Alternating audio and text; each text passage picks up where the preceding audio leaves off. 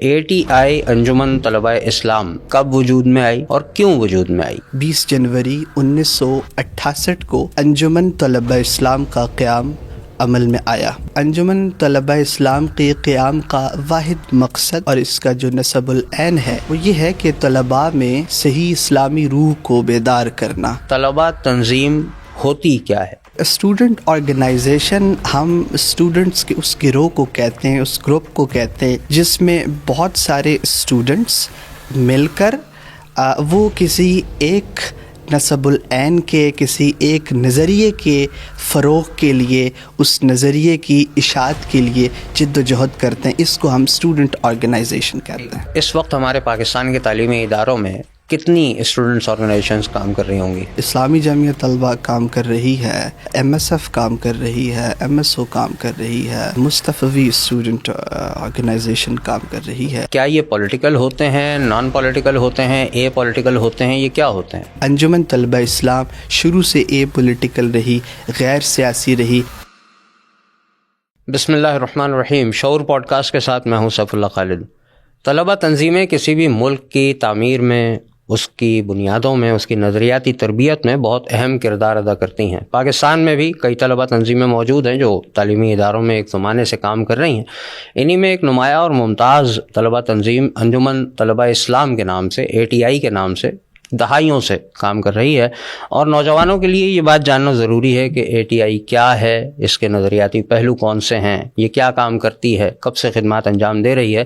اس حوالے سے گفتگو کرنے کے لیے آج ہم نے اسٹوڈیو میں دعوت دی ہے ATI کے موجودہ سینٹرل سیکریٹری جنرل جناب فیصل قیوم ماگرے صاحب کو۔ السلام علیکم ورحمۃ اللہ۔ وعلیکم السلام۔ کیسے ہیں فیصل بھائی؟ اللہ کا بہت فضل ہے۔ اچھا، ماشاءاللہ آپ نے سر MA انگلش لنگوسٹکس کیا ہے، اور ساتھ ہی اب آپ جو ہے وہ اپلائیڈ انگلش میں لنگوسٹکس میں ہی MPhil بھی کر رہے ہیں کراچی یونیورسٹی سے۔ تعلیم کا معاملہ آپ کا تو ماشاءاللہ آپ یقیناً ایک بریلینٹ اسٹوڈنٹ اور اچھے طریقے سے آگے بڑھ رہے ہیں، اور ساتھ ہی آپ نے ATI کے اندر کام بھی کیا ہوا ہے۔ تو میں سب سے پہلے تو آپ سے یہ پوچھوں کہ آج کے نوجوان کیونکہ ہمارے طلبہ تنظیموں کو یا ان کی اہمیت کو زیادہ نہیں جانتے جب سے ڈیجیٹل ایج کا معاملہ شروع ہوا ہے، سوشل میڈیا کا معاملہ شروع ہوا ہے، تو آپ لوگوں نے کام کیا ہے گراؤنڈ پر، تو یہ بات جاننا اسٹوڈنٹس کے لیے ضروری ہے۔ تو ابتدائی سوال بالکل ایک لے لیتے ہیں کہ ATI انجمن طلبہ اسلام کب وجود میں آئی اور کیوں وجود میں آئی؟ بسم اللہ الرحمن الرحیم۔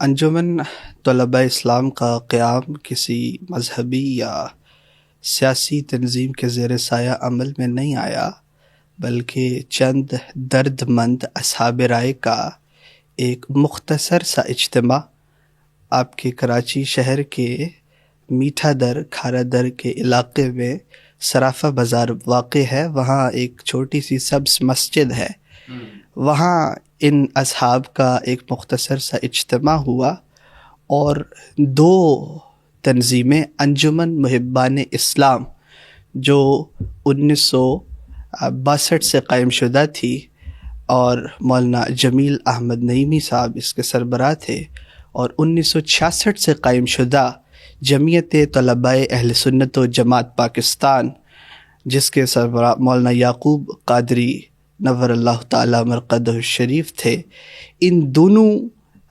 آرگنائزیشنز کے باہمی ادغام کے نتیجے میں 20 جنوری 1968 کو انجمن طلبہ اسلام کا قیام عمل میں آیا۔ بنیادی طور پہ سوال کے دوسرے حصے کی جانب بڑھوں گا کہ انجمن طلبہ اسلام کے قیام کا واحد مقصد اور اس کا جو نصب العین ہے وہ یہ ہے کہ طلباء میں صحیح اسلامی روح کو بیدار کرنا، جو کہ ہم سمجھتے ہیں کہ ان کے قلوب میں عشق مصطفیٰ کی شمع کو فیروزہ کیے بغیر ناممکن ہے۔ وہ اس لیے کہ انجمن طلبہ اسلام عشق رسول کو ایمان کی پہچان سمجھتی ہے، ایمان کی جان اور علامت سمجھتی ہے، اور اللہ کے رسول نے فرمایا بھی کہ تم میں سے کوئی بھی شخص اس وقت تک مومن ہو نہیں سکتا جب تک میں اس کے نزدیک اس کے والد، اس کی اولاد اور تمام تر لوگوں سے زیادہ قریب اور محبوب نہ ہو جاؤں، اس لیے انجمن طلبہ اسلام نبی رحمت صلی اللہ علیہ وسلم کی زندگی گزارنے کی ہر ادا اور ہر ایک لمحے کو قابل تقلید اور محبوب عمل سمجھتی ہے، اور کیوں نہ سمجھے، وہ دانائے سبل ختم الرسل مولائے قل جس نے غبار راہ کو بخشا، فروغ وادی سینہ اور نگاہ عشق و مستی میں وہی اول، وہی آخر، وہی قرآن، وہی فرقان، وہی یاسین، وہی طٰہٰ۔ ماشاء اللہ، آپ نے فرمایا کہ یہ نظریاتی جدوجہد کا ایک اسٹیپ تھا کہ ہم ایک ایسی تنظیم بنائیں جو لوگوں کے عشق مصطفیٰ صلی اللہ علیہ وسلم میں فروغ کا سبب بنے، اور یقیناً یوتھ کو ٹارگیٹ کر کے یہ اس وقت بنائی گئی ہوگی۔ اس وقت کے نوجوان تو اب کے بزرگ ہیں ہمارے، تو کتنا عرصہ اس کو اگر ہم دیکھیں کہ 68 میں اگر آپ بتاتے ہیں کہ یہ تشریف لائے ہیں، تو جناب 57 سال آپ کی ویب سائٹ بھی دکھاتی ہے کہ 57 سال اس کو ہو چکے بنے ہوئے، تو ایک تاریخ ہے۔ 57 ایئرز اگر کسی نے گزارے ہوں تو اس کی ایک تاریخ ہے، تو آپ کے پاس سکسیس اسٹوریز بھی ہوں گی، تو کچھ ان کے بارے میں بتائیے تاکہ آج کے لوگ ہمارے اس چیز کو جان سکیں۔ انہیں لگتا ہے کہ پاکستان میں شاید کچھ بھی اچھا ہو نہیں رہا ہے۔ انجمن طلبہ اسلام نے ان 57 سالوں میں بہت سے اہداف طے کیے ہیں، چاہے تحریک نظام مصطفیٰ ہو یا تحریک تحفظ ختم نبوت ہو۔ انجمن طلبہ اسلام کے روشن کردار کی مثالیں دی جا سکتی ہیں۔ بنگلہ دیش نامنظور تحریک میں انجمن طلبہ اسلام نے ایک کلیدی کردار ادا کیا۔ اس کے بعد جب 1984 میں ایک آمر نے طلبہ یونینز پر پابندی لگائی تو انجمن طلبہ اسلام نے اس حوالے سے بہترین کردار ادا کیا، اور ایون اب تک طلبہ یونینز کی بحالی کے لیے انجمن طلبہ اسلام میدان میں مصروف عمل ہے۔ اور نہ صرف یہ بلکہ جب ممبئی اٹیکس کے بعد ہندوستان نے پاکستان کو دھمکی دی تھی کہ ہم 72 گھنٹوں میں پاکستان پر دھاوا بولیں گے، تو خیبر پختونخوا سے ایک آواز اٹھی کہ ہم ریاست پاکستان کو، افواج پاکستان کو 1 لاکھ رضاکار دینے کے لیے تیار ہیں۔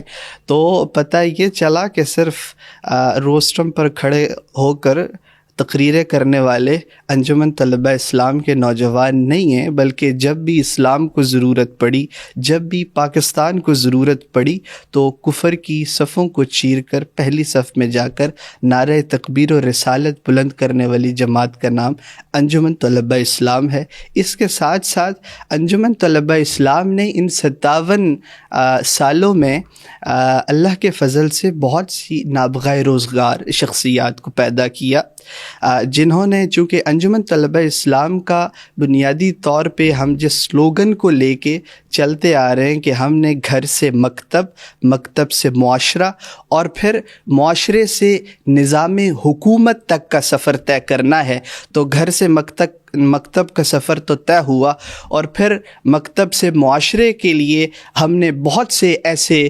افراد جو انجمن طلبہ اسلام کے تربیت یافتہ تھے، انہوں نے پاکستان کی فلاح و بہبود کے لیے، استحکام پاکستان کے لیے بڑا بہترین کردار ادا کیا۔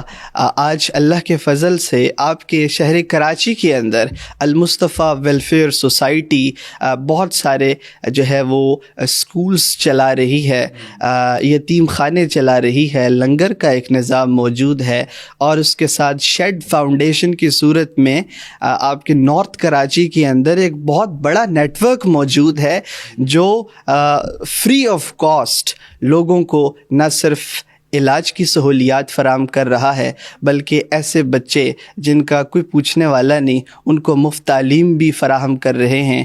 جو سائیکولوجیکلی ڈسٹرب لوگ ہیں ان کے لیے بھی فیسیلیٹیشن ہے، اولڈ ایج ہاؤسز اور لنگر خانے، یہ سب، اور اس کے ساتھ ساتھ پاکستان بھر میں، پنجاب بھر میں، ریاست جموں کشمیر میں المصطفیٰ ویلفیئر سوسائٹی جو ہے، انہوں نے مصطفی اسکولنگ سسٹم کے نام سے ایک پورا اسکولوں کا جال تیار کیا، جو متوسط طبقے سے تعلق رکھنے والے نوجوانوں کو انتہائی مناسب داموں میں اعلیٰ تعلیم فراہم کر رہے ہیں۔ اس کے علاوہ المصطفیٰ ویلفیئر ٹرسٹ انٹرنیشنل اس وقت 34 ممالک کے اندر ریلیف اینڈ ریہیبلیٹیشن کا جو ہے وہ کام کر رہا ہے۔ اس وقت ریسنٹلی غزہ کے اندر جو انسانی جانیں خطرے میں رہی، ایک کانفلکٹ کی صورتحال رہی، تو فلسطین کے اندر المصطفیٰ جو ہے وہ لوگوں کو کنٹینرز کے حساب سے ان کو فوڈ، میل اور شیلٹر کی سہولیات فراہم کی۔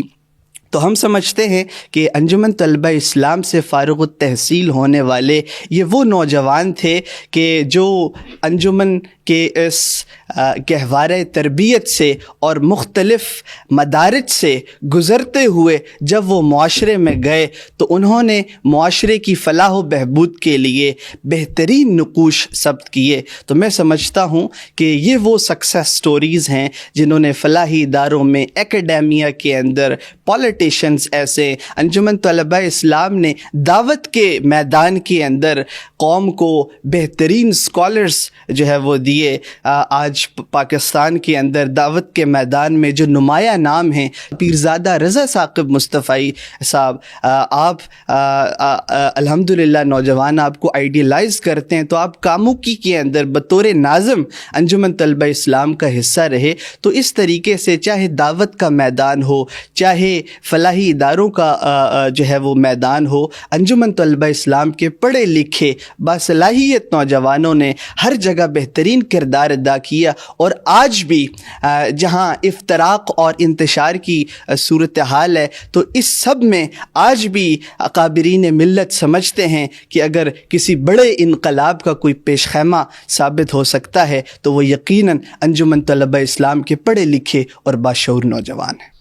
یہ جو سکسیس سٹوریز آپ بتا رہے ہیں، یہ یقیناً اپنے اس سائز کو شو کرتی ہیں جو ابتدا سے لے کے اور تربیت کے پورے ایک منہج سے گزرنے کے بعد تیار ہوتی ہیں، جو معاشرے میں اپنا کردار ادا کرتی ہیں۔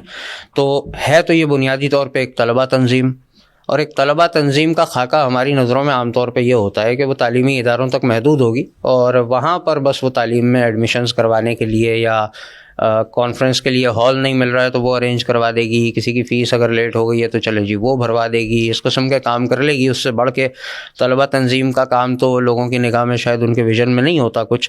تو آپ یہ بتائیے بنیادی طور پہ کہ ایک طلبہ تنظیم ہوتی کیا ہے؟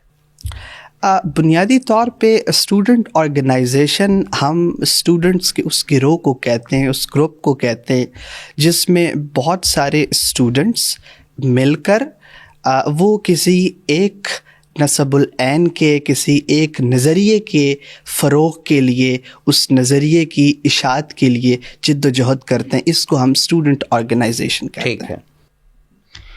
اور اس وقت ہمارے پاکستان کے تعلیمی اداروں میں کتنی اسٹوڈنٹس آرگنائزیشنز کام کر رہی ہوں گی؟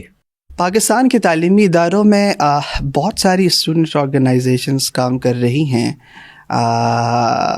اسلامی جمعیت طلبہ کام کر رہی ہے، ایم ایس ایف کام کر رہی ہے، ایم ایس او کام کر رہی ہے، مصطفی اسٹوڈنٹ آرگنائزیشن کام کر رہی ہے۔ تو کیا ان کا تعلق پولیٹکس سے بھی ہوتا ہے؟ جب یہ اسٹوڈنٹ ایج میں ہوتے ہیں، تعلیمی اداروں میں ہوتے ہیں، تو کیا یہ پولیٹیکل ہوتے ہیں، نان پولیٹیکل ہوتے ہیں، اے پولیٹیکل ہوتے ہیں، یہ کیا ہوتے ہیں؟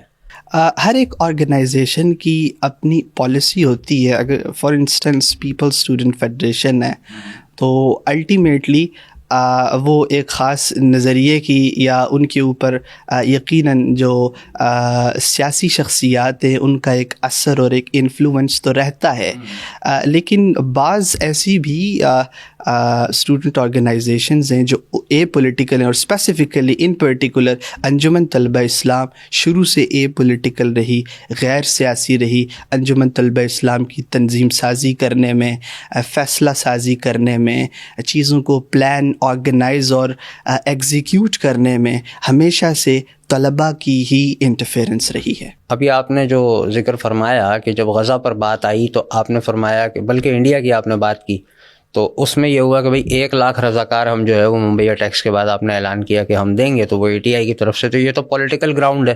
اسی طرح 2001 میں مجھے یاد ہے کہ جب افغانستان پر US نے ابھی اٹیک کیا نہیں تھا، دھمکیوں کا ماحول تھا، تو وہ آن ریکارڈ ہیں وہ احتجاج جو US ایمبیسی کے سامنے اور باقی تمام ATI کی طرف سے کیے گئے. تو یہ تو پولیٹیکل گراؤنڈ ہے. تو یہ اور آپ کا پولیٹیکل ہونا یہ کس طرح سے آپس میں کنسسٹنٹ ہوتا ہے؟ ہمیں میرے خیال سے چیزوں کو کلیریفائی کرنے کی بہت زیادہ ضرورت ہے.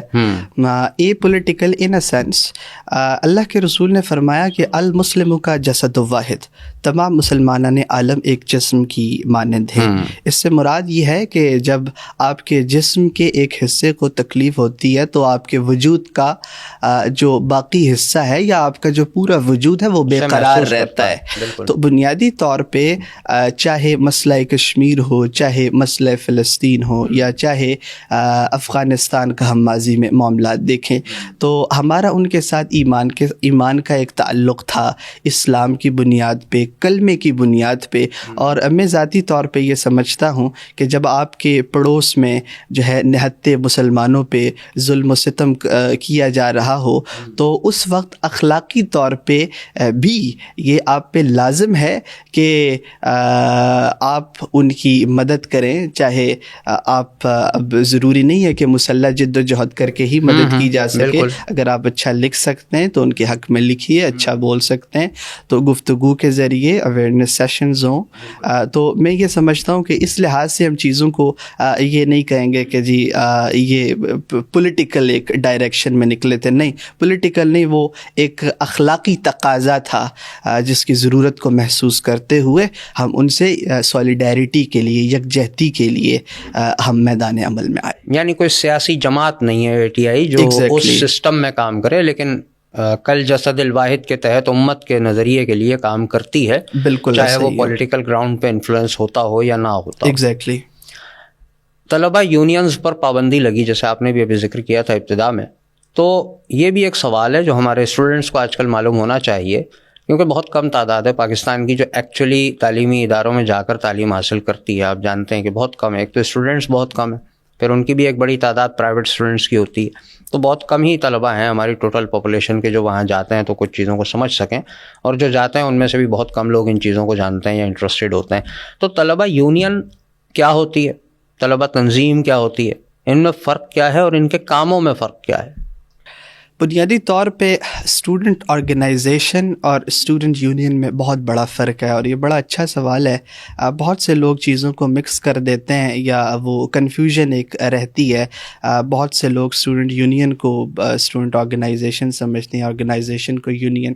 بنیادی طور پہ اسٹوڈنٹ آرگنائزیشن کا تو پہلے کویسچن میں آپ کو بتا چکا ہوں کہ وہ ایک خاص نظریے کے لیے ایک گروپ مل کے اس کی اشاعت کے لیے کام کرتا ہے، اس کی ترویج کے لیے جد و جہد کرتے ہیں.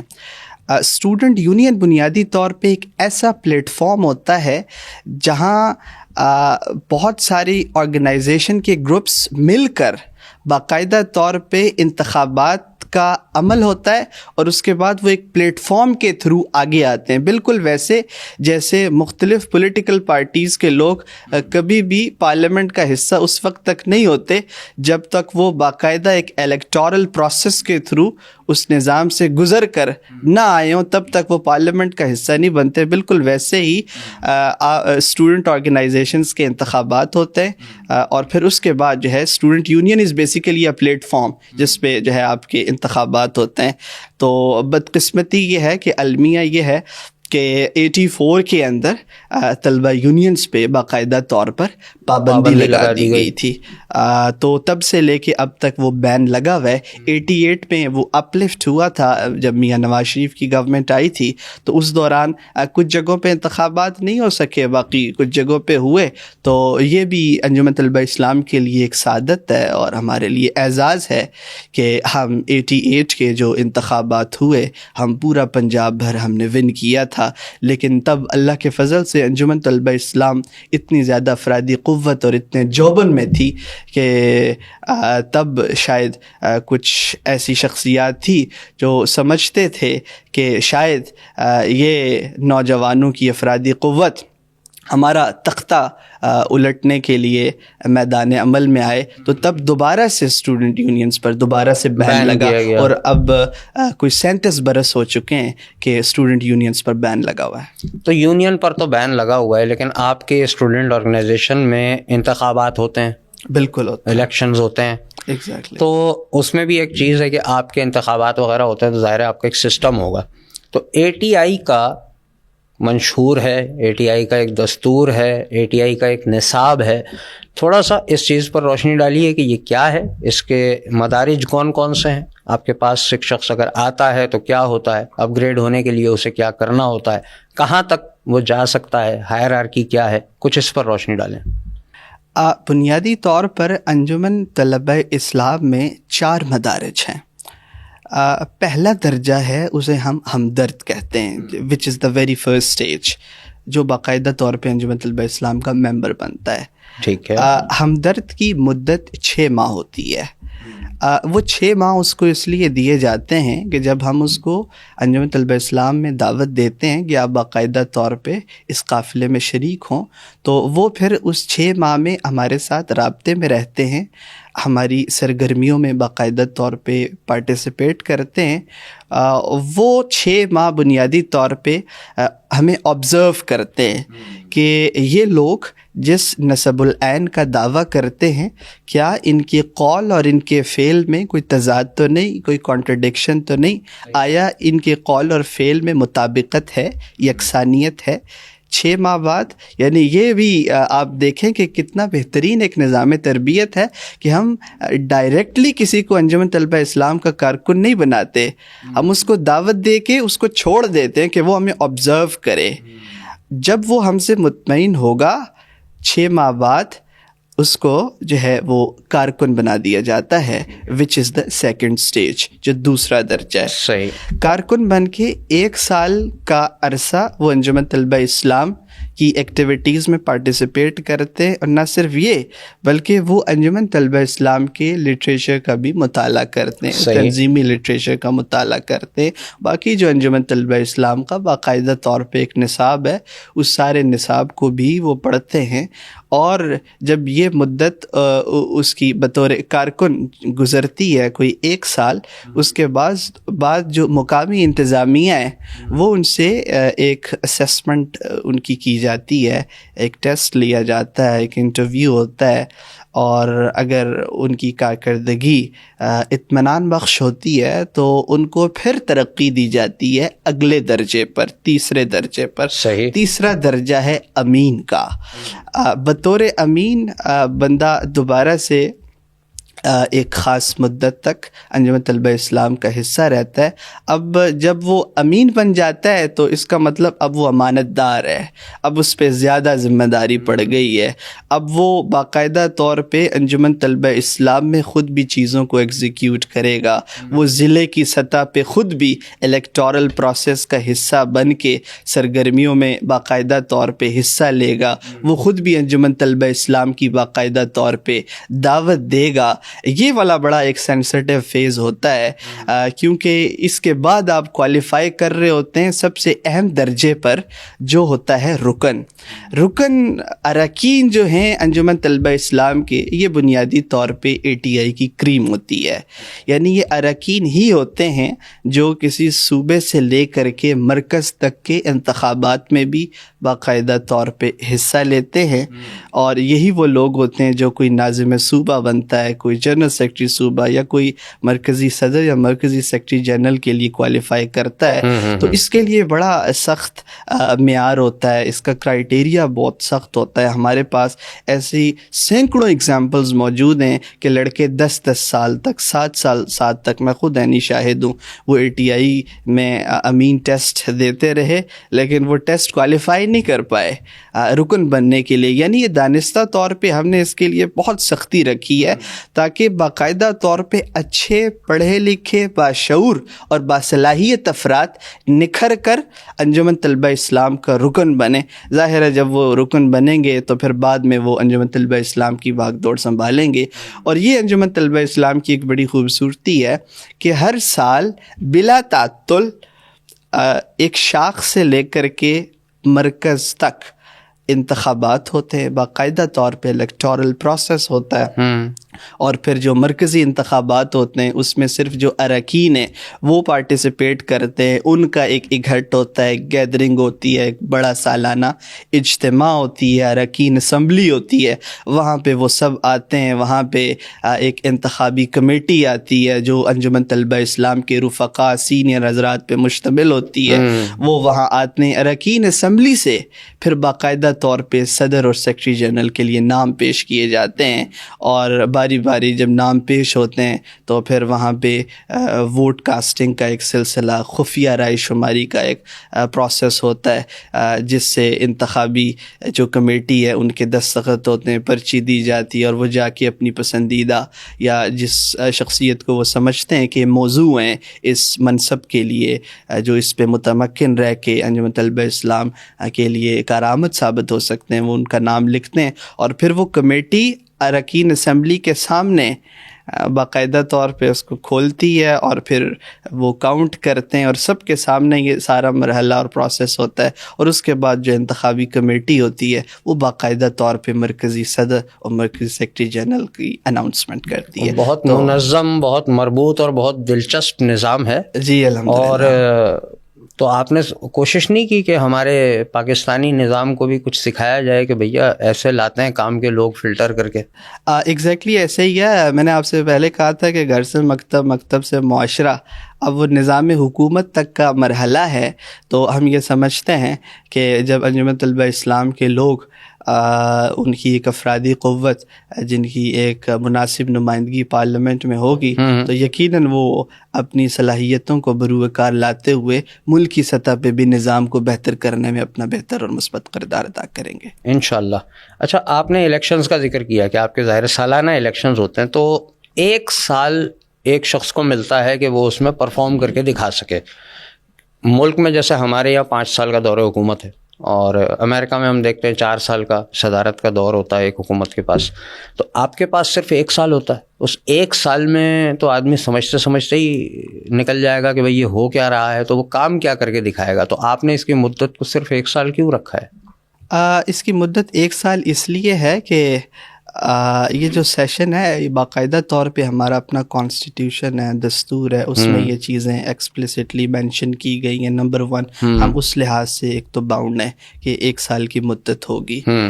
اس کے بعد یہ ہے کہ انجمن طلبہ اسلام کا اتنا خوبصورت نظام تربیت ہے منظم انداز میں کہ جب کوئی بڑی ذمہ داری پہ آتا ہے تو ایسا نہیں ہوتا کہ کوئی فوراً سے بڑے منصب کے لیے کوالیفائی کر جاتا ہے. وہ باقاعدہ طور پہ گراس روٹ لیول سے ہوتا وہ آ رہا ہوتا ہے, تو وہ باقاعدہ طور پہ اتنا ٹرین ہو چکا ہوتا ہے, اتنی صلاحیتیں اس میں آ چکی ہوتی ہیں. اور اس کے بعد ایک اور جو اس کا بڑا فائدہ ہے, ہم یہ سمجھتے ہیں چونکہ انجمن طلبہ اسلام ایک نظریاتی جد و جہد جاری رکھے ہوئے ہے. ہمارے کوئی مٹیریلسٹک آبجیکٹیوز تو ہے نہیں, پولیٹیکل آبجیکٹیوز تو ہے نہیں, تو اس میں انجمن طلبہ اسلام شروع سے ہی شخصیت کی نفی کرتی ہے, تاکہ ایسے نہ ہو کہ اس کا اگر ٹائم فریم بڑھا دیا جائے تو شاید کسی ایک شخص کی اجارہ داری قائم ہو. اور انجمن طلبہ اسلام چونکہ ہر سال جیسے میں نے گزارش کی کہ باقاعدہ الیکٹورل پروسیس ہوتا ہے, تو اس کا ایک پھر بڑا ایڈوانٹیج یہی ہے کہ یہ باقاعدہ طور پہ جو ہر سال تنظیم سازی ہوتی ہے پھر کوئی ایک بندہ رہتا بھی نہیں ہے, کسی کی منوپلی بھی قائم نہیں ہوتی. اور یہی وجہ ہے کہ انتہائی محدود وسائل کے باوجود بھی آج اللہ کے فضل سے ہم انتہائی منظم ہیں, متحرک ہیں, فعال ہیں, اور اس نظریاتی جد و جہد میں دیگر جو تنظیمیں ان سے آگے نکل چکے ہیں. تو وہ یہی ایک ریزن ریزن ہے کہ یہاں نہ تو کسی شخصیت کو فالو کیا جاتا ہے، صرف وہ بندہ کوالیفائی کرتا ہے جو بہترین صلاحیتیں رکھتا ہے، اپنے نسب العین کی بہترین اشاعت اور ترویج کر سکتا ہے، اور اس کے بعد وہ 1 سال کے اندر اچھا ڈیلیور کرے. ہاں البتہ یہ دستور کے اندر ایک وہ کنڈیشن ہے کہ ایک شخص 2 بار ایک منصب کے لیے کوالیفائی کر سکتا ہے. مثال کے طور پہ اگر ایک صدر ہے تو وہ 2 بار بطور صدر سرو کر سکتا ہے. یعنی اگر اگلے سال، یعنی یہ بھی ایک پازیٹیو چیز ہے اگر اس کو ہم اس حوالے سے دیکھیں. 1 سال کا وقت اسے ملا، اس نے اچھا ڈیلیور کیا، اراکین اسمبلی طلب ہوئی، اگر وہ اس کی کارکردگی سے جو ہے وہ مطمئن ہیں، سیٹسفائیڈ ہیں، تو وہ دوبارہ سے اراکین کا اعتماد کا ووٹ حاصل کر لے اور وہ دوبارہ سے منصب کے لیے کوالیفائی کر سکتا ہے. تو میرے خیال سے ایک بندہ ویسے بھی جب اسکول کالج سے انجمن طلبہ اسلام کا حصہ رہا تو وہ ویسے بھی 26 27 یا 30 سال کا ہو چکا ہوتا ہے. تو میرے خیال سے اس کو ویسے بھی رخصت دے دینی چاہیے کہ وہ اپنی نجی زندگی پہ بھی توجہ دے اور وہ باقی چیزوں کو بھی مینج کر کے اپنا اچھا مستقبل بھی جو ہے وہ. تو آپ کے پاس پھر کوئی میکسیمم ایج لمٹ اس کی ہے کہ اس ایج کے بعد آپ طلبہ تنظیم کا حصہ نہیں رہ سکتے، آپ کو ریٹائر ہونا ہوگا؟ ہمارے دستور میں باقاعدہ طور پہ وضاحت کے ساتھ لکھا ہوا ہے کہ ایک انسان 2 کنڈیشنز ہیں، یا تو وہ اسٹوڈنٹ رہے گا. فار انسٹنس اگر ایک اسٹوڈنٹ ہے، اس کی BS کی ڈگری کمپلیٹ ہو جاتی ہے، ہم اسے 6 ماہ کا وقت دیتے ہیں کہ اگر تو آپ MS یا MPhil میں انرول ہوتے ہیں ویل اینڈ گڈ فائن، اگر نہیں ہوتے تو 6 ماہ بعد ہم اس کو رفاقت نامہ جاری کر دیتے ہیں کہ اب آپ عزت سے رخصت لے لیں. یعنی آپ کے جو رفیق حضرات ہیں وہ ہیں جو آپ کے ریٹائرڈ پرسنل ہیں، ان کو پھر آپ رفیق کا نام دیتے ہیں؟ جی، ان کو ہم رفیق کہتے ہیں. اور ایک شرط تو میں نے آپ سے عرض کیا کہ ایجوکیشن کیا، وہ طالب علم رہے، اور دوسری شرط یہ ہے کہ اس کی عمر 32 سال سے کم ہو. یعنی اگر وہ طالب علم بھی ہے اور وہ 32 کو ایکسیڈ کر دیتا ہے تو اس کو بھی ہم رفاقت نامہ جاری کر دیتے ہیں. تو ہم اپنے المنس کو جو ہے وہ رفیق کہتے ہیں. گڈ. طلباء کے حقوق کے حوالے سے، ابھی طلباء یونین کے حوالے سے بات ہوئی اور آپ لوگوں نے کہا کہ آپ اس چیز کو رکھے ہوئے ہیں جاری جدوجہد کو کہ طلباء یونینز کو فعال ہونا چاہیے. تو اگر یہ طلباء تنظیمیں بحال ہو جاتی ہیں، اس صورت میں کہ یونینز بحال ہو جاتی ہیں، طلباء یونینز بحال ہو جاتی ہیں، تو اس سے اسٹوڈنٹس کو کیا فائدہ حاصل ہوگا آپ کے خیال میں؟ اس سے بہت سارے فائدے حاصل کیے جا سکتے ہیں. فی الحال پاکستان کا جو تعلیمی منظر نامہ ہے، اگر آپ اس کو دیکھیں تو انتہائی پریشان کن صورتحال ہے. جی. فیسز میں بے تحاشا اضافہ کر دیا گیا ہے. ایک بیچلرز پروگرام ہے، سرکاری یونیورسٹی ہے، اس میں 50-60 ہزار سے لے کے 1.5 لاکھ روپے تک فیسز میں جو ہے وہ یعنی اس کے درمیان ایگزیکٹلی اتنے ایکسپینڈیچرز ہوتے ہیں. نمبر 1. اچھا، پھر MPhil PhD میں اور زیادہ، پھر وہ ایگزامینیشن فی، لیٹ فی لگا کے، یعنی اس قدر بڑھا دیا گیا ہے کہ ایک متوسط طبقے سے تعلق رکھنے والے نوجوان کے لیے اعلیٰ تعلیم حاصل کرنا صرف مشکل ہی نہیں بلکہ ناممکن بنا دیا گیا ہے. نمبر 1 یہ ایک بہت زیادہ ایشو ہے. اچھا، اس کے بعد اور اس سے ریلیٹڈ اسٹوڈنٹس کو بہت سے مسائل کا سامنا ہے. یعنی ایک تو اسٹوڈنٹ یونینس کے بعد ایک تو بین تو ہوا، لیکن اس کے بعد ہماری ایجوکیشن کے اندر ایک اور بہت بڑا پرابلم ہوا کہ یہ پرائیویٹ ایجوکیشنل انسٹیٹیوشنس کا جو کلچر ہے یہ بھی بہت زیادہ عام ہوا، جس سے ہم سمجھتے ہیں کہ بہت زیادہ نقصان ہوا ہے. یعنی ایک انسٹیٹیوشن جو پرائیویٹ پلازا کے اندر بنا ہوا ہے، آپ ان سے کبھی بھی ایکسپیکٹ نہیں کریں گے کہ وہ آپ کو بہت ساری فیسلٹیز فراہم کریں گے. اور اگر آپ تب ایکسپلوٹیشن کے خلاف بات کرتے ہیں تو آپ کو ادارے سے ایکسپیل کر دیا جاتا ہے. تو بنیادی طور پہ جو کارپوریٹائزیشن آف ایجوکیشن ہوئی ہے تو اس ارینجمنٹ نے بھی بہت زیادہ نقصان پہنچایا ہے. اس وقت پاکستان کی صورتحال یہ ہے کہ فیسز میں اتنا زیادہ اضافہ کر دیا. اچھا، اس کے بعد 2018 میں UNDP کی ایک رپورٹ پبلش ہوئی، اس میں ایکسپلسٹلی مینشن کیا گیا کہ پاکستان کے اندر 70% جو نوجوان ہیں ان کا ڈراپ آؤٹ جو ریشو ہے اس کی سب سے اہم اور جو میجر ریزن ہے وہ یہ ہے کہ پاکستان کے تعلیمی اداروں میں فیسز کا بے تحاشا اضافہ کر دیا گیا ہے. یعنی اس وقت 2 کروڑ تو وہ اسٹوڈنٹس ہیں جو آپ کے اسکولس کے اندر موجود ہیں, جو ٹوٹل اسٹوڈنٹ پاپولیشن ہے. اچھا, اس میں 84 لاکھ 84 لاکھ وہ اسٹوڈنٹس ہیں جو انٹرمیڈیٹ میں انرولڈ ہیں. اچھا, اب آتے ہیں اعلیٰ تعلیم پہ. بی ایس سے لے کے آپ کی پی ایچ ڈی تک جتنے بھی پروگرامس ہیں, جب آپ اعلیٰ تعلیم پہ آتے ہیں تو اس کی تعداد محض 16 لاکھ ہے. اب آپ اندازہ لگائیں کہ 2 کروڑ, اس کے بعد 84 لاکھ اور اس کے بعد محض 16 لاکھ.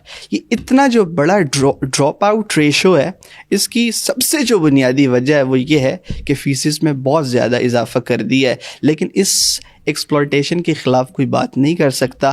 آج یعنی سرکاری اعداد و شمار کے مطابق پاکستان کے اندر 164 سرکاری جامعات کے اندر 68 ایسی یونیورسٹیز موجود ہیں کہ جہاں پہ وی سی کا تقرر ہی نہیں ہوا. یعنی کسی بھی ایڈمنسٹریٹر کو اضافی چارج دے دیا جاتا ہے, ایڈیشنل رسپانسبلٹی دے دی جاتی ہے اور وہ چیزوں کو مینج کرتا ہے.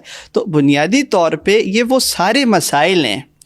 یعنی اب آپ ستم ظریفی دیکھیں کہ طلبہ یونین کو بحالی کے لیے یوسف رضا گیلانی صاحب کی گورنمنٹ کے اندر جو ہے ایک انیشیٹو لیا گیا, انہوں نے سارے وی سیز کو آن بورڈ لیا, بلایا. اب آپ ستم ظریفی دیکھیں کہ محمود و ایاز ایک ہی صف میں کھڑے ہو گئے, ان سب نے مشترکہ طور پہ کہا کہ طلبہ یونین کو نہ بحال کریں. ظاہر ہے ان کو معلوم تھا کہ اگر طلبہ یونین کو بحال کیا تو پھر ایکسپلوٹیشن کے خلاف بات کی جائے گی, تب لوگوں کو پتہ چلے گا یونیورسٹیز میں آیا کلاسز ہوتی بھی ہیں نہیں ہوتی, کلاس میں کون جا کے پڑھاتا ہے نہیں پڑھاتا. ہریسمنٹ کے اتنے زیادہ آئے روز ہمارے سامنے واقعات سوشل میڈیا کے تھرو, مین اسٹریم میڈیا کے تھرو ہم تک پہنچتے ہیں, بلکہ جتنے ہوتے ہیں اس سے بہت کم پہنچتے ہیں. ایگزیکٹلی. تو یہ سارے اتنے زیادہ اسٹوڈنٹس کو جو ایشو فیس کرنے پڑتے ہیں. اب آپ دیکھیں کہ ٹرانسپورٹ کی کوئی صورتحال نہیں ہے. جو میل اسٹوڈنٹس ہیں وہ تو پھر بھی مینج کر لیتے ہیں, لیکن جو فیمیل اسٹوڈنٹس ہیں ان کو بہت زیادہ مسائل کا سامنا کرنا پڑ رہا ہوتا ہے. تو پھر تو جب یہ یونینز بحال ہوگی لوگوں کو پتہ چلے گا ٹرانسپورٹ کا کیا نظام ہے, ہاسٹلس کا کیا حال ہے. تو بنیادی طور پہ ہم یہ سمجھتے ہیں کہ یہ جو اسٹوڈنٹ یونینز ہیں ان کے بحال نہ ہونے کی وجہ سے یہ مسائل ہیں. یعنی جب اسٹوڈنٹ یونینز بحال ہوں گی تو اسٹوڈنٹس کے جو ریپرزنٹیٹیوز ہیں ان کو باقاعدہ طور پہ ایک پراپر پلیٹ فارم ملے گا پاور میں جہاں وہ آ کر اپنی بات اتھارٹیز تک, حکام بالا تک پراپر چینل کے تھرو پہنچائیں گے. جب اسٹوڈنٹ یونینز بحال ہوگی تو اسٹوڈنٹ یونین کا جو ریپرزنٹیٹیو ہوگا وہ باقاعدہ طور پہ یونیورسٹی کی سنڈیکیٹ کا حصہ ہوگا. تو بنیادی طور پہ جتنی ایکسپلوئٹیشن ہے, یہ اسٹوڈنٹس کا جو استحصال کیا جاتا ہے, تو میں سمجھتا ہوں ان سب چیزوں کو ختم کرنے کا واحد حل طلبہ یونین کی بحالی ہے. صحیح. اسی ضمن میں ہم اگر بات کریں, ہماری آف کیمرہ جب بات ہو رہی تھی, جامعات ترمیمی ایکٹ سندھ میں جو پاس ہوا, تو یہ ایکٹ کیا ہے, اس سے کیا اثر پڑے گا, اور یہ بھی بتائیے کہ کیا یہ ایک طرح سے کالونائزیشن نہیں ہو رہی ہماری ایجوکیشن کی خود اپنے ہی تعلیمی اداروں میں؟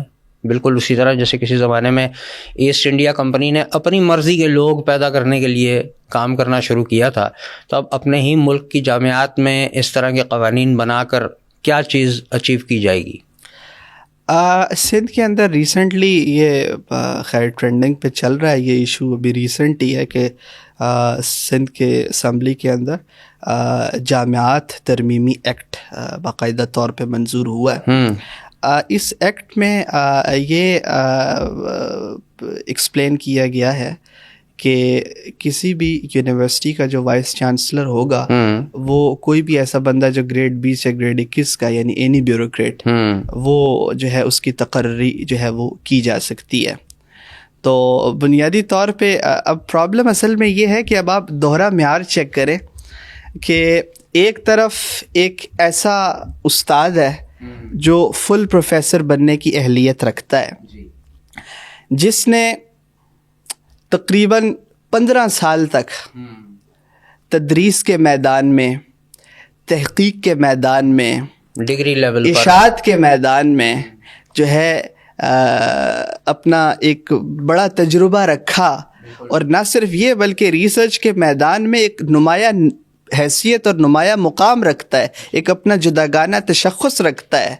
اور 15 سال وہ سسٹم کے اندر انتظامی پوزیشنز پہ بھی رہتا ہے، یعنی اس کے لیے اتنی زیادہ قدغن، اور پھر وہ بھی وی سی بنے گا. اور دوسری طرف ایک بیوروکریٹ کو صرف اس لیے لایا جا رہا ہے کہ ہماری یونیورسٹیز کے اندر جو ہے جو وائس چانسلرز ہیں ان کے بہت سے ایسے کیسز آئے کہ جی مالی بدعنوانی، ان چیزوں کو کنٹرول کرنے کے لیے وہ انتظامی امور کو ٹھیک سے مینیج نہیں کر سکتے.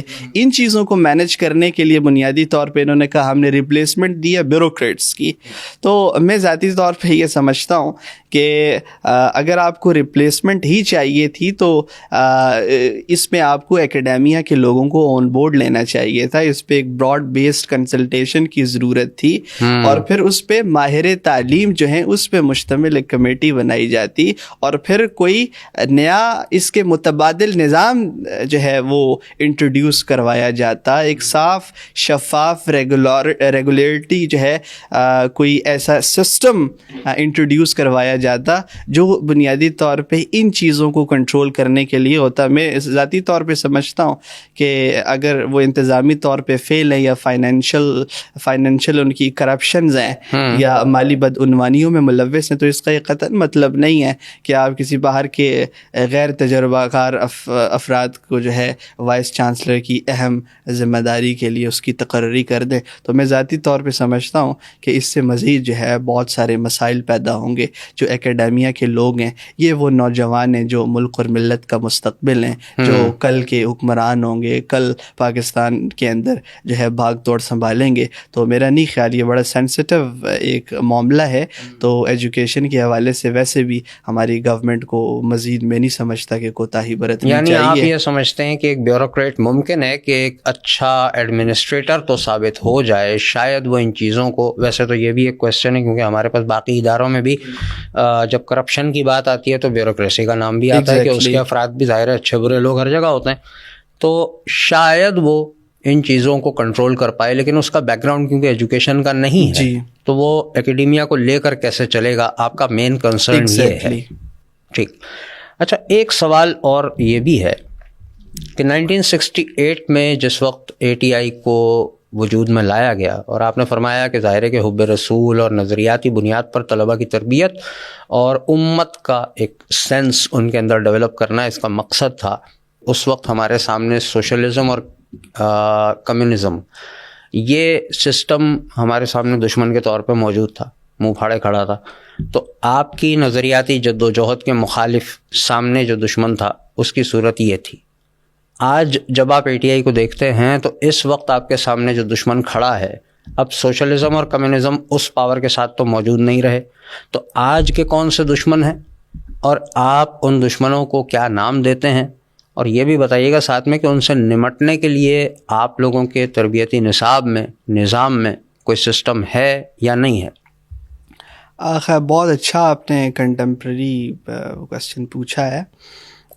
ماضی میں یعنی انجمن طلبہ اسلام کا بنیادی طور پہ قیام بھی اسی لیے عمل میں آیا تھا کہ ملک کے حالات ایسے ہو چکے تھے کہ نوجوان جو ہے وہ ڈی ٹریک ہو رہے تھے. تو ان چیزوں کو بنیادی طور پہ کاؤنٹر کرنے کے لیے انجمن طلبہ اسلام کا قیام عمل میں آیا. اب حالات ظاہر ہے بہت زیادہ ڈفرینٹ ہیں. اب جو باطل قوتیں وہ کسی اور نام کے ساتھ، کسی اور رنگ کے ساتھ، کسی اور طریقہ کار کے ساتھ نوجوانوں کو ڈی ٹریک کر رہے ہیں. میں سمجھتا ہوں اس وقت ایتھیزم پر جو ہے تعلیمی اداروں میں خاص طور پہ جو ہماری ایرسٹوکریٹک کلاس ہے، جو رولنگ کلاس ہے، ان کے بچوں کو براہ راست جو ہے وہ نشانہ بنایا جا رہا ہے. یاد رکھیں قیام پاکستان سے لے کر ایون عصر حاضر تک یہ جو نوجوان نسل ہے یہ ہر طبقہ فکر کے لیے انتہائی اہمیت کی حامل رہی. ایسا ہی ہے. اور بہت سے لوگوں نے ہمارے نوجوانوں کے کچے ذہنوں کو براہ راست نشانہ بنایا. یہی ایک وجہ ہے کہ پڑھے لکھے نوجوان جو ہے وہ کھوکھلے سیاسی نعروں کا بھی شکار ہوئے، اور نہ صرف ان کی ظاہری وضع و قطع بلکہ مشاغل میں بھی آج نوجوانوں کے بہت زیادہ تبدیلی دیکھنے کو ملی ہے. آج پاکستان کا پڑھا لکھا نوجوان جو ہے وہ پاکستان کو چھوڑ کر دیار غیر میں جا کر زندگی گزارنے کو ترجیح دیتا ہے.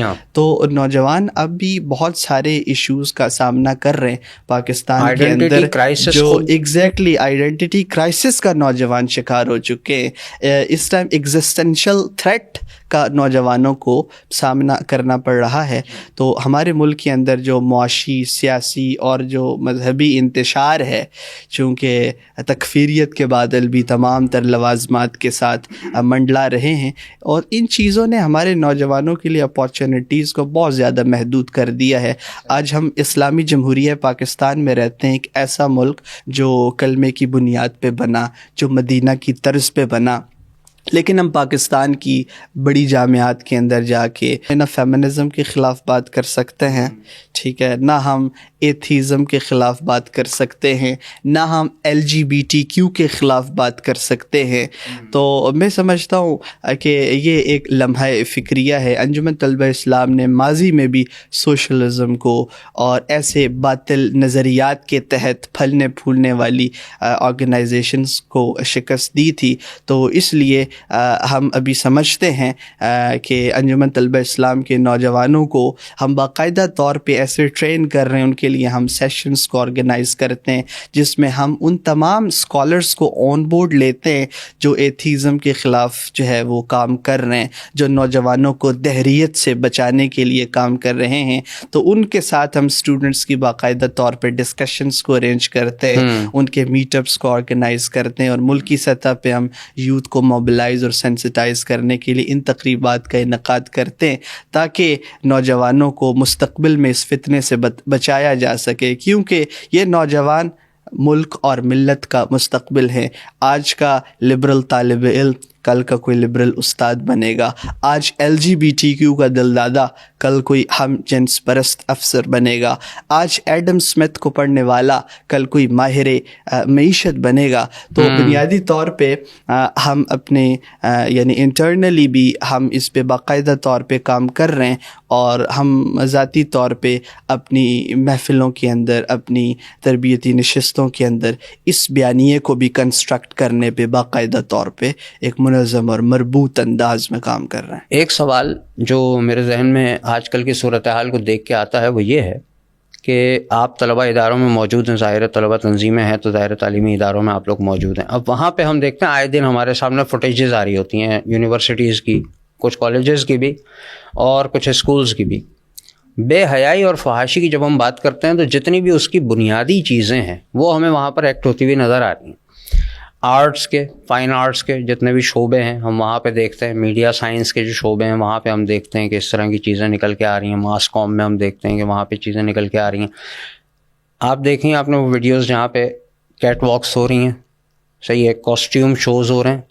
ہمارے ملک پاکستان کے بچے بچیاں, ٹھیک ہے, اب وہ کس قسم کے تماشوں میں پڑے ہوئے ہیں. یعنی میڈیکل کی تعلیم حاصل کرنے کے لیے گئے ہیں تو جناب وہاں پہ ڈانس پارٹیز ہو رہی ہیں, صوفی نائٹ سے لے کے قوالی نائٹ سے لے کے پروم نائٹ, وہاں تک ہم پہنچ گئے. ابھی آپ دیکھیے, ہم نے اس پر بات بھی کی تھی اپنی ویڈیوز میں. ایک یونیورسٹی نے جناب اپنا اوپن کیا کیمپس, تو وہاں پر باقاعدہ ایک اوپن پارٹی رکھی گئی جس میں باقاعدہ سیٹنک اور ایلومیناٹی تھیم کے ساتھ پورا DJ سیٹ اپ لگا کے کام کیا گیا کراچی میں. یہاں پہ انڈس یونیورسٹی, ہم نے اس کے خلاف باقاعدہ نام لے کے اس کی ویڈیو بھی بنائی. اس کے علاوہ ہم اسکولز میں دیکھتے ہیں کہ اسٹیجز پر پرفارمنسز کے نام پہ بدتمیزیاں ہو رہی ہیں, ٹھیک ہے, بچیاں ہماری ناچ رہی ہیں, بچے ہمارے جو ہیں وہ بے لباس ہو رہے ہیں. اب حالت یہ ہو گئی ہے کہ لباس, عقل, اخلاقیات سب کا جنازہ نکل رہا ہے. ہم اگر میں اپنی بات کروں تو مجھے جب یہ چیزیں دیکھنے کو ملتی ہیں تو مجھے ظاہر ہے جو بھی فیل ہوگا یا مجھ جیسے لوگوں کو فیل ہوگا, میں تو بنا دیتا ہوں اس پہ ایک ویڈیو. اب لوگ ظاہر ہے اس سے اویئر ہوتے ہیں اور وہ پھر دیکھنا شروع کرتے ہیں کہیں اور تو نہیں ہو رہا, تو اس سے پھر لوگ روکتے ہیں ان چیزوں کو جا کے, تو کافی حد تک چیزوں کو روکنے میں مدد ملتی ہے. آپ ایک طلبہ تنظیم ہیں, آپ کے سامنے تعلیمی اداروں میں اگر ایسی کچھ ایکٹیویٹیز ہوتی ہیں تو آپ ان کو روکنے کی کوشش کرتے ہیں, روکتے ہیں یا نہیں روکتے ہیں, یا آپ کو اس میں کوئی پرابلمز آتی ہیں, ان چیزوں کو ہمیں وہیں پر ختم کرنا چاہیے. اداروں کے اندر ہی جہاں یہ ہو رہا ہے، تو آپ لوگ پروٹیسٹ کرتے ہیں یا نہیں کرتے ہیں، یہ بتائیے، کیونکہ آپ کا کردار اس میں پہلے نظر آنا چاہیے ہمیں. جی، اس حوالے سے انجمن طلبہ اسلام ایک متحرک کردار ادا کر رہی ہے. آج کے اس نوجوان پڑھے لکھے سو کالڈ ماڈرن نوجوان کو جتنے بھی مسائل کا سامنا کرنا پڑ رہا ہے، بنیادی طور پہ اس کی جو اہم وجہ ہے وہ اسلامی تاریخ سے عدم واقفیت کا نتیجہ ہے. صحیح. یہی ایک وجہ ہے کہ آج امت کے نوجوان مغرب کے نظام سے، مغرب کی تہذیب سے جو ہے وہ مغلوب ہیں، اور مغرب کا یہ جو نظام ہے وہ ہمارے نوجوانوں کے لیے مرعوبیت کا اور کشش کا باعث ہے. وہ علامہ اقبال چونکہ ان کے جو فکری ارتقاء تھا، تو جو ان کا قیام یورپ کا دورانیہ تھا تو وہ بڑا اہم تھا. تو اقبال بھی ایسے ماحول میں جب ویسٹ گئے تھے تو اقبال نے کہا تھا کہ زمستانی ہوا میں گرچہ تھی تیزی شمشیر کی، لندن میں بھی نہ چھوٹے مجھ سے آداب سحر خیزی. تو ہم تو ان شخصیات کو آئیڈیلائز کرتے ہیں، تو ہم اس حوالے سے سمجھتے ہیں کہ یہ ہم سب اسٹوڈنٹ آرگنائزیشنز کی اخلاقی ذمہ داری ہے کہ ہم نے اس نظام کو یا اسلامی فکر و تہذیب کو مغلوب احساس سے نہیں بلکہ برتر احساس سے اپنے ہم اثر طلباء کے قلوب اور اذہان میں منتقل کرنا ہوگا.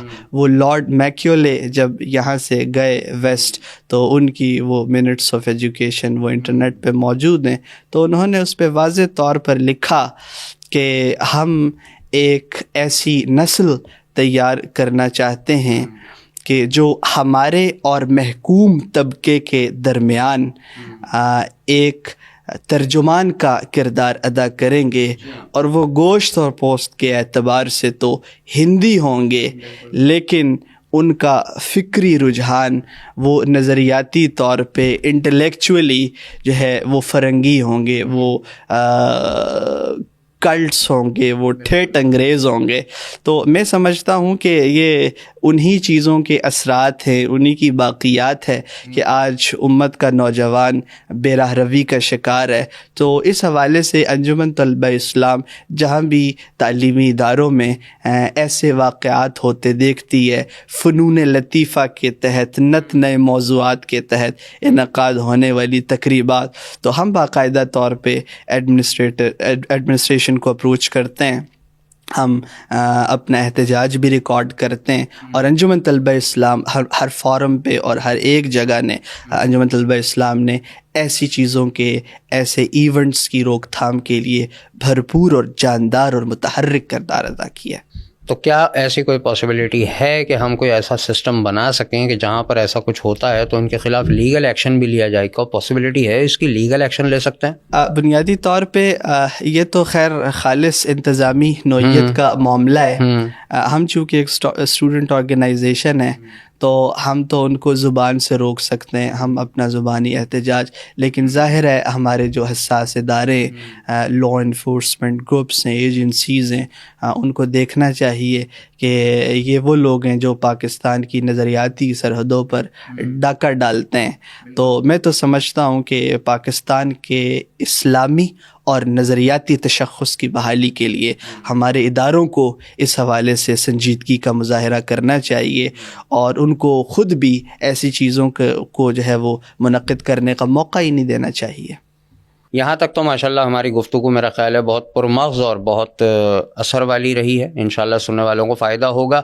آخر میں آپ پہ ہم چھوڑتے ہیں ایز اے گیسٹ کہ آپ کیا پیغام دینا چاہتے ہیں اپنی طرف سے یوتھ کو، طلباء کو، حکومت کو، والدین کو، جس کے لیے بھی آپ مناسب سمجھیں. میں اس پوڈ کاسٹ کی وساطت سے انجمن طلبہ اسلام کے کارکنان کے لیے بالخصوص پیغام دینا چاہتا ہوں کہ آپ کو اس دور کے اندر اپنے نسب العین کی حقانیت پر ایسے یقین ہونا چاہیے جیسے آپ کو اپنے سانسوں کی روانی پہ یقین ہے.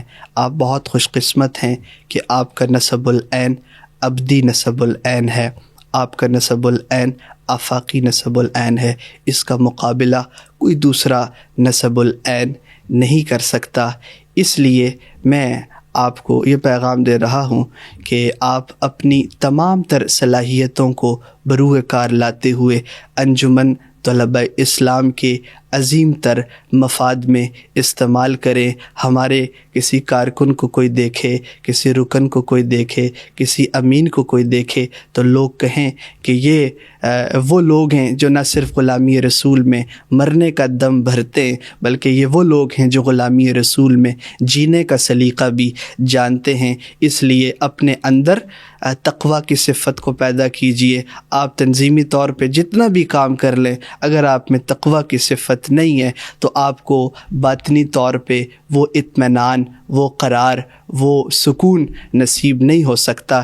اس لیے میں سمجھتا ہوں کہ مجھ سمیت آپ سب کو بھی اپنے اندر قرون اولیٰ والے مسلمانوں کی تمام تر خصوصیات کو پیدا کرنا ہوگا۔ اگر کسی قوم کے نوجوانوں میں یہ ساری صفات پیدا ہو جائے، ان کی قول اور فعل میں مطابقت ہو جائے، تو یاد رکھیں اگر یہ وہ لوگ ہیں کہ اگر کسی قوم کے نوجوانوں کی خودی مضبوط ہو، اگر کسی قوم کے نوجوانوں میں قوت گفتار ہو اور جرت کردار ہو، اگر بقول اقبال ان کی نگاہ بلند ہو، سخن دل نواز ہو، اور کسی قوم کے نوجوان اگر جان پرسوز کے حامل ہوں، تو یاد رکھیں اس قوم کو ترقی کی راہ میں کوئی بھی ایسی طاقت نہیں ہے جو رکاوٹ بنے۔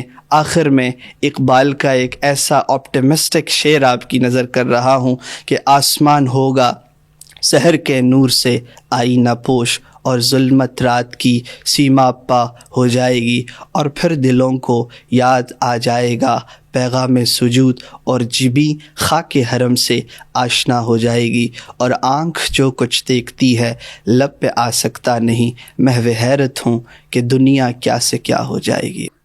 مجھے ذاتی طور پہ آپ سے ملاقات کر کے اور گفتگو کر کے بہت خوشی ہوئی، کیونکہ ایک تو ATI اور یا جو بھی کوئی ایسی تنظیم ہوتی ہے، تحریک ہوتی ہے جو نظریاتی سطح پہ کام کرتی ہے، کیونکہ ہم شعور میڈیا نیٹ ورک کے پلیٹ فارم سے ایک آئیڈیولوجیکل فرنٹ پر ہی کلام کر رہے ہیں کہ لوگوں کو انٹلیکچولی، فلاسفیکلی اور سسٹمیٹیکلی سمجھا سکیں کہ مروب ہونے کی ضرورت نہیں ہے ویسٹ سے، بلکہ ہمارا اپنا معاملہ جو ہماری اپنی آئیڈینٹی ہے، مسلمانوں کی شناخت ہے، یہ سب سے اہم ہے۔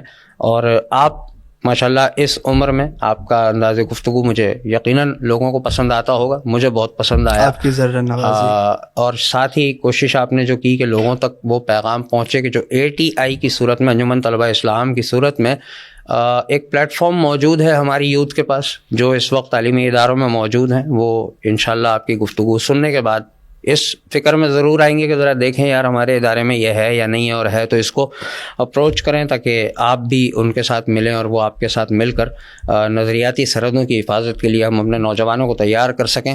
آپ نے وقت دیا، بہت شکریہ جناب۔ Thank you.